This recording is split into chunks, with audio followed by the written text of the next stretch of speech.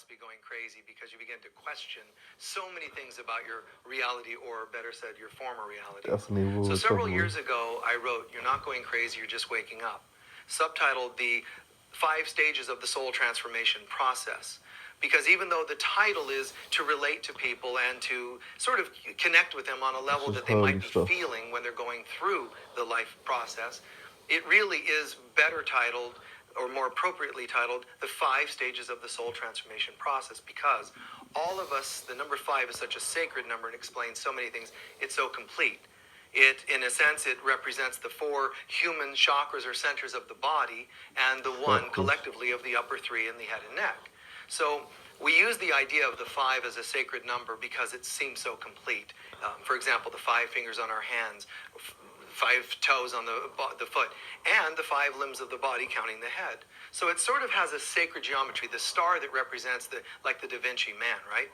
So I wrote a book called You're Not Going Crazy, You're Just Waking Up, partly to help relate to folks that were attending so many workshops, lectures, services at churches and so forth, that were asking questions during workshops saying, what is happening to me and why is it happening? What do I do now? Why is it that I got on the spiritual path, my life seems to sort of fall apart? What's going on, and what do I do about it? So I was explaining to folks time after time, well, there's actually a method to the madness. DVDs Some of us might be familiar with the 5 stages of grieving, for example, like denial and so forth, and then acceptance eventually. Well, it's like that. There's a natural 5 stages of the soul transformation process, meaning anytime you go through a change in your life, I'm referring to it as a soul transformation process. Yeah. Sometimes they might seem relatively innocuous, sometimes relatively major to us, but there's 5 general stages. If we can understand what stage we're in, where we've been, in other words, what stages we've gone through, which stages we're in, and then we can better anticipate what stages we're going to. So that always helps us. It's like having a map for life. Especially valuable when we're going through the soul transformation process, meaning any changes in our life. So generally, we're going to go through these 5 stages, and they are that something's going to change in your life eventually. You're going to feel some sort of what I call dismantling. Now, who's doing the dismantling and what's doing the dismantling? Some people are going to say it's God. Some people are going to say it's astrological configurations are forcing this upon you. Some people are going to say fate, karma, your next door neighbor, whatever it happens to be, depending on what's befalling you. And what I'm suggesting is that nothing happens by chance, by accident, or coincidence. It's happening because your soul is saying, basically, I want you to grow back into who you really are. You're a divine being. You have forgotten. I somewhat remember, I meaning the soul, somewhat remember, and I'm going to do everything in my power to get you, the human part of you, to remember and come home. One way to look at it is sort of to say, it's sort of like saying the soul is saying, I want your life to be more divine. That way you're more divine, which is what you really are.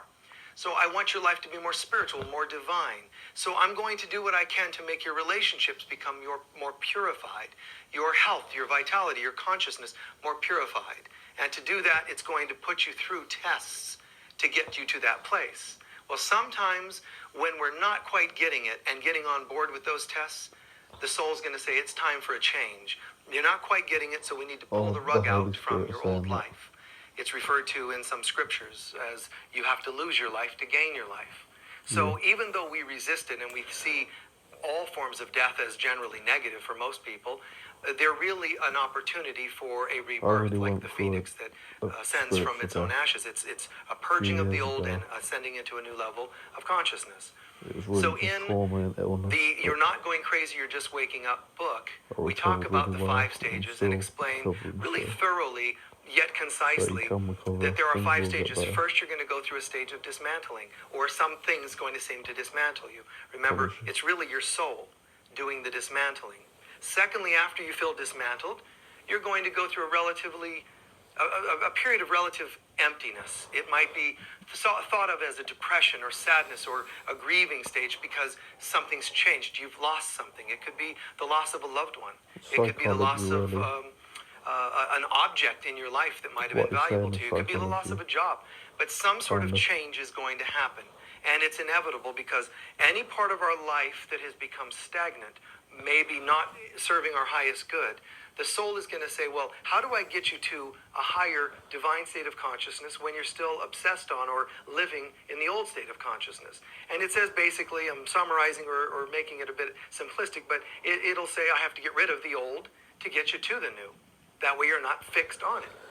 So it's going to create a dismantling. We're going to go through a bit of it's almost like an emotional or an ego tantrum. I feel really bummed. I'm sad. I'm just empty. And after a period of emptiness, generally you're going to come to a period of disorientation. Kind of like, I thought I had this. I thought I was this. I thought this was in my life. I thought this was of value. And then I go through the depression of it being gone. Well, after that, you're going to go into a disorientation. It's like saying, well, now what am I? Where do I go from here? That's disorientation. Like you're talking Even about the words can belie the idea that you're saying, I'm disoriented. That's why I'm reacting to this. After disorientation, the good news and bad news is that most people will simply go right back to where they started, meaning I'm a little disoriented. Now I'm starting to get panicked because when I'm disoriented, I feel like I'm not in control. And if I'm not in control, I become very panicked and I need to pull something into my life. It's almost like an addictive behavior. I need to pull something in my life to compensate for the thing I lost. So if I lost a relationship, I'm often going to just recreate another relationship to replace the last one. But coming from that rash place, I can't do a very good job creating a better kind of a relationship. It's like Einstein telling us you can't really repair problems with the same mind that created them. So we find ourselves going rashly back to the beginning, trying to fabricate a new job, yet another relationship, but not with much more integrity than we had with the last one, not much more heightened consciousness than with the last one. So we find ourselves going again into emptiness, disorientation, becoming panicked, running back and doing it again and again. And this is, in a sense, this is one of the major cycles Buddha was trying to describe, that we go around and around in the human stuff. Well, the good news is that to get there, that there is another option instead of 1, 2, 3, 1, 2, 3 stages. You can cross a bridge and get to stages 4 and 5, but there is a bridge. And that bridge, you could say, is humility or surrender, an attitude of surrender. But there is something that has to happen. You do have to understand, I do not want any of the life from the past. I am ready for, and in fact, I have to insist on having a new life. I cannot any longer do the old life. It doesn't work. It probably never did. So what we get to is a place of surrender. And we say, help me. And that's calling upon a higher power. Crossing that bridge of surrender and humility brings us to stage 4, which is rebuilding, and stage 5, a new life. So instead of recreating the old and having it fall apart, we find ourselves rebuilding a new life. That's what You're Not Going Crazy really is about. The 5 stages of the soul transformation process is about. In the book, you basically get each chapter even gives you a bit of a prayer, like ideas of a prayer that you can use through each stage, and exercises to be used so that you can most effectively and efficiently get through each stage.